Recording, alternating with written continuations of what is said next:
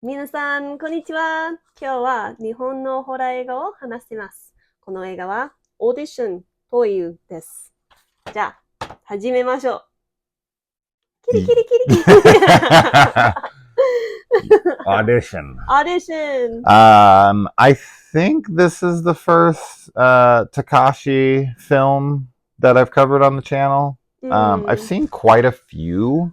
I've obviously seen like Itchy the Killer, Visitor Q, The Happiness of the Katakuris. Oh, I haven't seen that one, but I wanted to. 13 Assassins. I've seen quite a few of his films. I like everything I've just mentioned. Visitor Q being definitely the weirdest. Although The Happiness of the Katakuris is a really, really bizarre one as well. That kind of morphs into a musical at points. But yeah, Takashi Miike. That's what it is.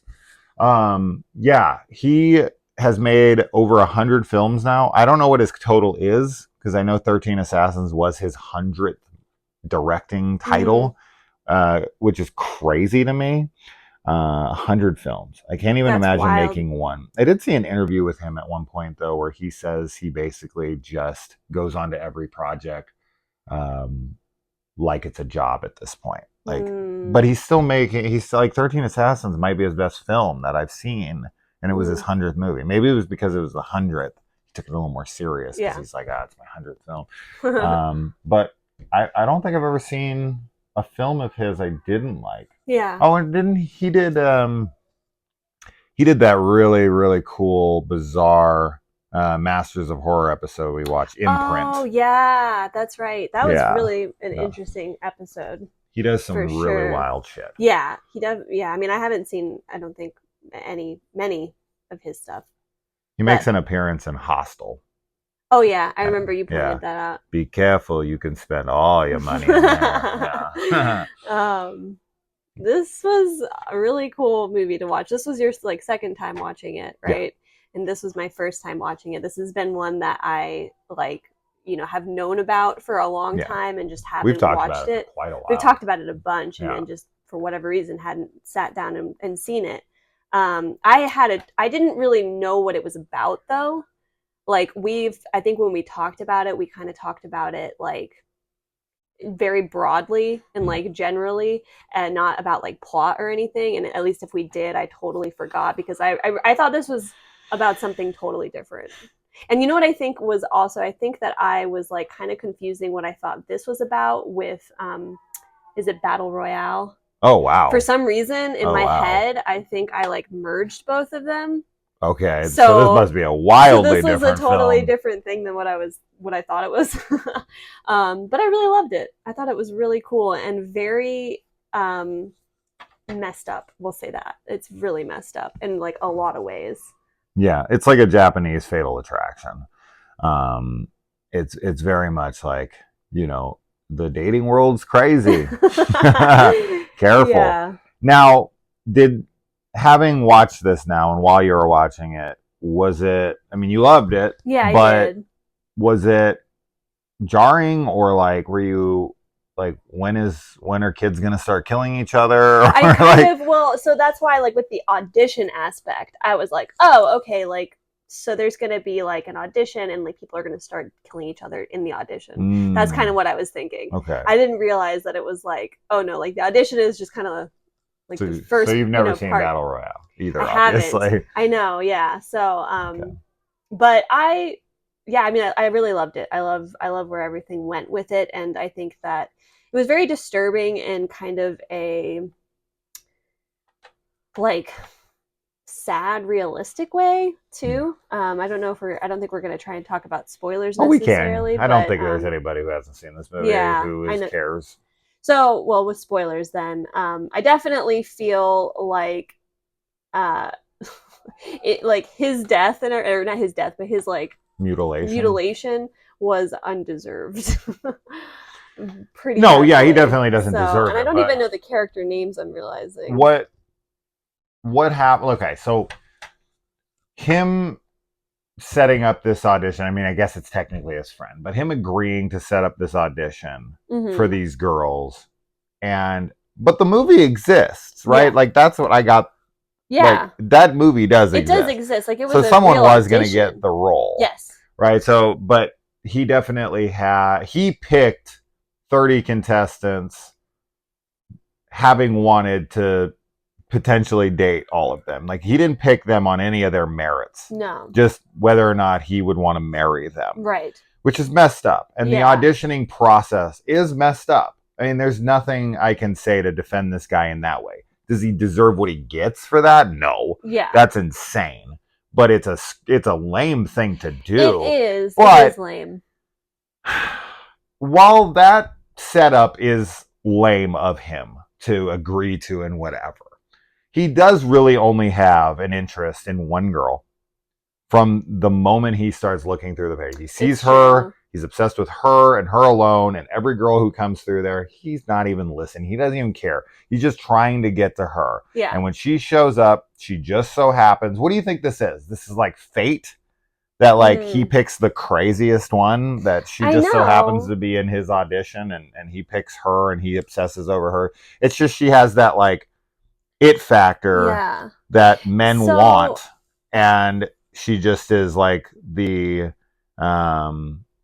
repercussions of there's like a term too that or like a phrase or something about like women that it's like she's like deadly beauty or something, right, where it's like you're drawn to her. But I also felt like this film, like it had, especially at the end, like middle to end, there's some elements that were like mildly supernatural, like with his like dream sequence whenever he's being when he's like passing out or whatever. Well, sure, he sees like the inside of her. Yeah. Like the guy that she was with last, I think, is the record producer, right? She has him in a bag. Yeah. And she just sits there and waits for him next to that bag. And he envisions that very specific apartment and the guy in the bag. Yeah. So you're right. I don't know how. Supernatural. So that's why, like, with her just happening to, I mean, like, obviously she put her name into for the audition and everything, but it is kind of fated that he picks her, I suppose. Yeah. And it sucks because I think, like, yes, the setup to, like, I'm going to audition women to be my wife is bad. You shouldn't do that because he's in a position of power. Unless you're telling him, but he's not. Like, he's just, like, bringing him in. So that sucks for sure. It's a shitty thing that he does. But then after that, like you said, like, he and even before, like, he's only interested in her. And I feel like the way he treats her is very, like, respectfully. Oh, yeah, absolutely. And, like, he doesn't try to have sex with her or anything. Like, she pushes herself on him. Yep. And so, of course, he does. But, like, he's very, like a gentleman, you know, altogether. Like, he wants to marry her and stuff. But she is so crazy. And I really love that. I love her character. I think her character is so interesting and tragic and evil and just broken. She's such a broken person. And, like, finding out, because, like, I was kind of talking to you about this during the movie, like, and we've even talked about this in, like, recent reviews that we've done, but it's like she's a victim who's become an abuser. Yeah. And it's scary because it's like what happened to her, like, with her ballet instructor when he's, like, you know, abusing her and, like, violating her and her, you know, all that stuff. Terrifying and awful.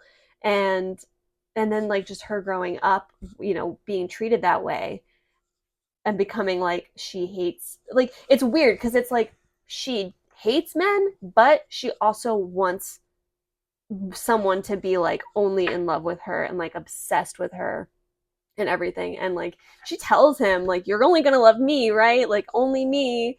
And he's like, yeah, only you. But he doesn't think of it like, you know, of course, like, a normal person is thinking, like, I'm not gonna romantically love somebody else, but I am gonna love other people in my life, like my son child, and my dog and, you know, whatever. And my dead wife.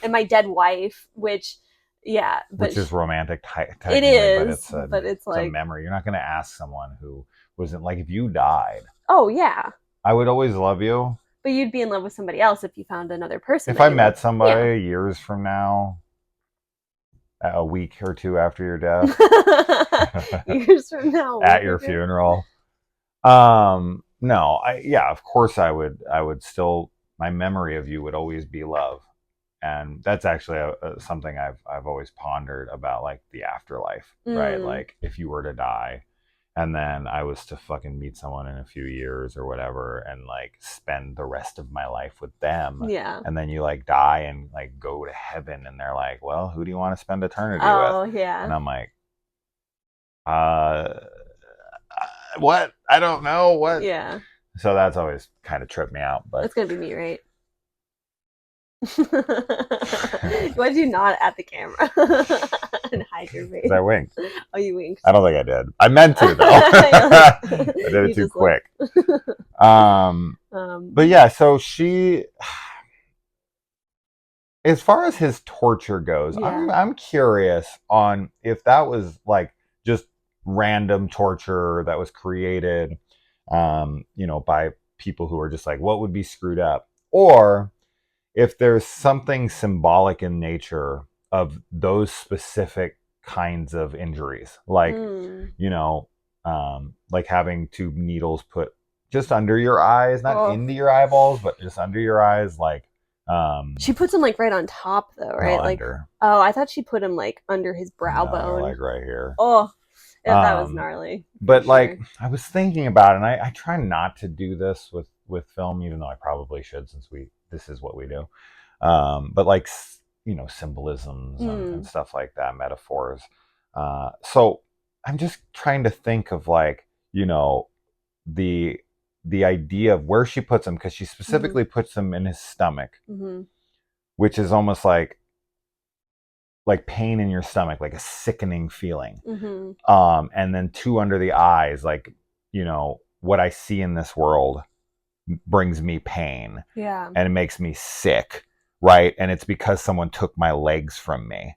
And then she cuts his fucking legs off. Yeah. Right? Like, the world is ugly to me because my legs were taken from me. I wanted to be this ballet dancer, but then I was betrayed. Yeah. And this guy, like, I don't understand why, like, because she says her hips were destroyed or whatever, and all that we see is like somebody burns the inside of her thigh. That wouldn't stop you from dancing. You'd be fine. It would hurt, but that's not an injury that would like take you out of being able to dance. So I didn't understand that. Why is it she just has like two little burns on the side of her leg? That wouldn't do shit. If you burned my legs right now, I'd be fine. I could go running tomorrow. I mean, it hurt a little bit, but it wouldn't stop me from doing anything. I don't know. I don't remember if there was something else that happened to her, or if it's, I mean, it very well could just be like the abuse that she had as like prevented her from dancing though. Like, because she was being violated, in that space. It's like, I don't know though. I thought that there was something else that happened, but I don't really remember. She said she like shattered her hips or something, but we never saw that. Yeah, we didn't. So I'm unclear. And this is the uncut version. Yeah, I'm unclear. But yeah, I mean, she definitely, like, the feet thing, I think, is definitely related to like how she is been prevented from pursuing dance because she loved it so much. So I got kind of I know you've never seen this movie, but I got kind of a Boxing Helena vibe from this, where it's a famous movie with Jeremy Irons where he becomes obsessed with this woman, and in order to like keep her around, he cuts her arms and legs off so that she can't leave him. Oh. And he just keeps her around the house, like, like Nika. Yeah, I was gonna say, poor Nika. Yeah, Chucky. But it's that exact same kind of setup, and it's like she's very much like, I want you to love me and only me, and basically you can't go anywhere once I do this. Yeah. Like, and it also reminded me a lot of Misery as well, right? Yeah, I thought that too. Of course, yeah. Which is more, actually, this is more close to how it is in the book, because in the book she cuts his feet off with an axe. Yeah. And obviously in the movie she hobbles him with a sledgehammer. Yeah. Which I actually prefer the sledgehammer. The sledgehammer is more visually very like insane, visceral, but with this, what is her intention here, right? Because like what she's doing isn't particularly fatal. I mean, it could be, but it's like she wants to torture him. She wants him to feel the pain. She specifically hits him with a paralytic that allows him to feel and not move, but he moves quite a bit for someone who can't move. But we, I think, decided he just can't control his movements. So any movement that he has is like a spontaneous, jerking reaction. Yeah. So like, what are her intentions with this? Because she waits to do this up until she has sex with him. Right. That's like the final straw for her. Like once he agrees to have sex with her, that's the line to cross where she's like, okay, you're mine now. Yeah. Everything up until that point, it's very like romantic, and she's very much like seems to be falling in love with him, and they seem to have this good like relationship, even though she is kind of weird and quiet. But I think she's just supposed to come off as more of like the classic submissive. Yeah, she's very, very submissive. But then, like, when you get that scene of her, like, at her house with, like, the bag and she's just, like, sitting there by the phone. Staring at the phone. It's freaking scary. There's, like, I think it's called Yandere. It's, like, this thing in anime with, like, girls and guys. But it's, like, this, like, obsessive love where people, like, they're willing to, like, kill for those that they're like in love with, and she's like the blueprint for that is what it felt like to me. But she's not killing for him, she's killing him. I know, but she's just like so like she's willing to torture him to keep him. But what's the point of the torture? I mean she has like, you know, what she's writing in her like cover letter or whatever about how like, you know, like giving up like your, what does she say? It's like giving up something that you love or whatever is like death, or like accepting death and stuff. Like she has this really like morbid viewpoint of life, and she even is like saying things to him about how like in pain he can find out like who he really is, and you know, all of that. So I think she on one hand is like trying to punish the people that abused her in the past by punishing people like now. And on the other hand is also seeking like the love and acceptance that she wanted to get. Not the way to go about it. Yeah, it's not at all. But that's kind of how I interpreted it. So, but one thing that we had discussed while we were watching this that we haven't yet talked about here, which I think is an important note, is that we were like defending this guy because it was coming off like she was essentially saying like, you're going to disappoint me. You're just like every other guy. You said you'd love me and only me, and you just wanted to bang me, right? Like she very much basically says like, you just wanted to have sex with me. You just wanted to use me. And we're sitting there on the outside being like, no, this guy's exactly who you wanted him to be. He really is about you. He wanted to marry you.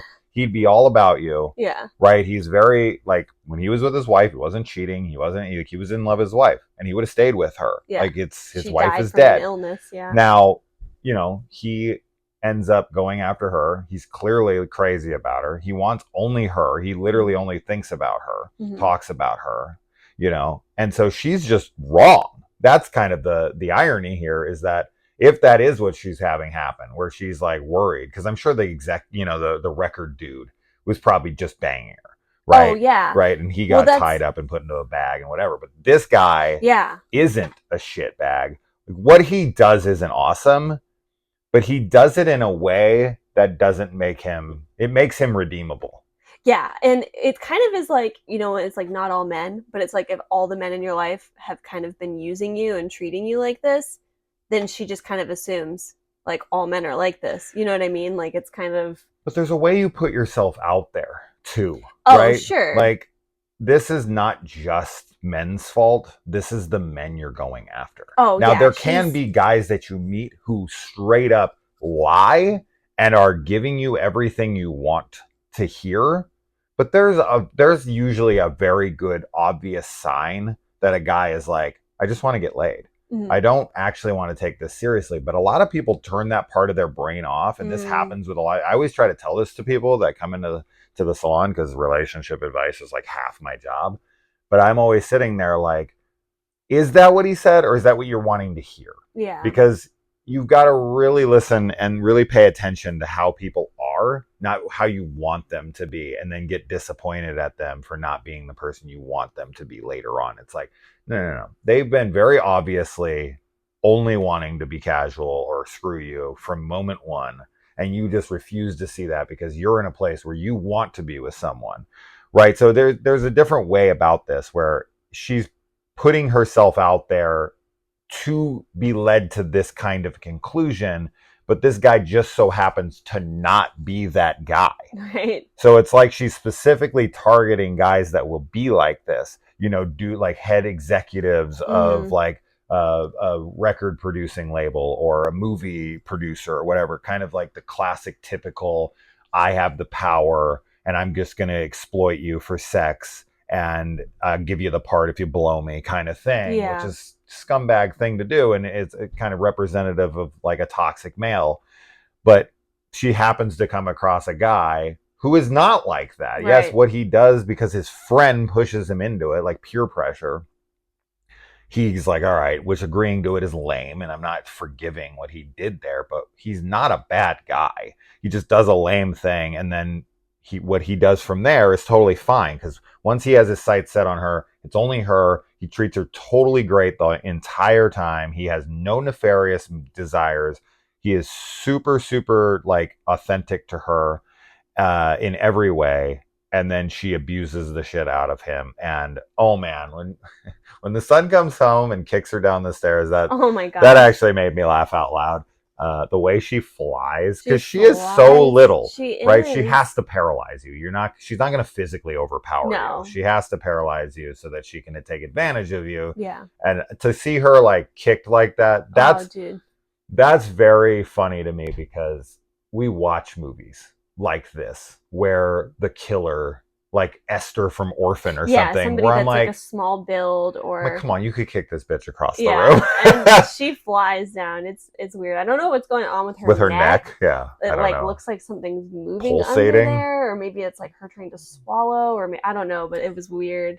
And you know, of course, her looking at him at the end and like saying, you know, whatever it is that she said to him, she's like saying on their that first in her date. mind, right? In his mind, right? She's I don't dead. know. That was very, very surreal. Like there's a lot of surrealism in this.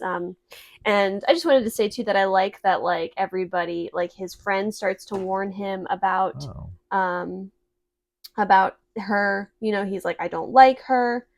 You know, blah blah blah blah. Oh yeah. And then he's like, something's up. He's like, something's wrong. Like I don't know. Like he knows right away. Like don't go after her. Yeah. And he's like blinded by her beauty and like his image of her. But then even like his subconscious, like he's having dreams about his wife being like, she's no good for you. Yeah. And so like I do think that like on some level he can sense that there's something wrong with her, but he's just consistently ignoring all the warning red signs flags, because there's so many. Like his friend's like, I looked into her, that guy's missing, like that place doesn't exist or whatever, and like she's like that, you know, whatever, we don't have an address and all this stuff. So it's like, and then if it was like reverse, like if this was a woman and that was the man, you would be like, there's like, what, like where is he, why can I not find anything about him, and like they lied.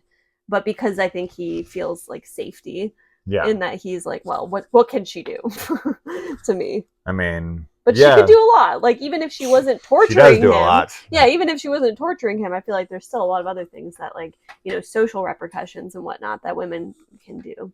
Yeah. But, this is a novel, I guess. So cool. Maybe you can read it in Japanese, and that'll help. Because you said you wanted to start reading. Like I'm reading like children's books and like but that could be work something your way up to work towards. Yeah, for sure. To maybe give us a better indication of what's going on. It'd be fun. Audition. Mm-hmm. Ihi, how do you say her name? Ehi. Mm-hmm. She's great. She Shigeharu is the star of Tokyo Gore Police, which I don't know if you've seen. We watched that. We did watch it. Tokyo Gore Police. It's so fun. Yeah, that's so ridiculous. That's where I know her from. His friend. I thought she looked familiar, but I wasn't really sure where I saw her. His friend is in Kill Bill Volume 1. Plays Boss Tanaka, and then our main guy here. What the fuck is going on with this? He is in The Grudge. Oh, nice. He's the detective. Yeah. So that's cool. So there you go. Audition. We kept that one a little shorter. I like, you know, taking notes and stuff. It's cool. And I definitely like having them for specific details. But I don't know. I feel like we go on for so long when we get notes and when we're kind of just winging it. I feel like we just touch on the really core things and do it quicker. I agree. Some people like the quicker videos. Some people like the longer videos. So here's a quicker one. It's quicker-ish. I don't know, honestly, what more I would say. I would probably point out like specific things, like the girl who gets completely nude during her audition for some reason. Yeah. It's like, I'm just going to cut to the chase. Is this what you guys want to see? It was funny, yeah, because there's so many different kinds of women. Yeah. That, you know. Yeah, I would have picked the nude chick. Like she knows how to get to the party. Just kidding. No. No. In my past, I probably would have picked the girl he picks because I the crazy one gravitated towards insane people. But I never did get cut up. That's good. Never got hobbled. It definitely seems like he absolutely could have survived his injuries. But I don't think he's going to be dating anytime soon. Oh my God, no. I would never date again. You think his friends like told you so? Bro, yes. He's like, freaking told you, man. Yeah. I knew she was bad news. Yeah. You think, can they put his foot back on? I don't know. Like that? I mean, she cut it probably really cleanly, though, because of that tool, man, that she has. And she's smiling. We didn't even mention it. So happy about it. And then the kitty, deeper. But you said in Japanese, it's more like sharp. Well, kitty suru is like sharply. So, sharply, but not deeper. Yeah, I don't know.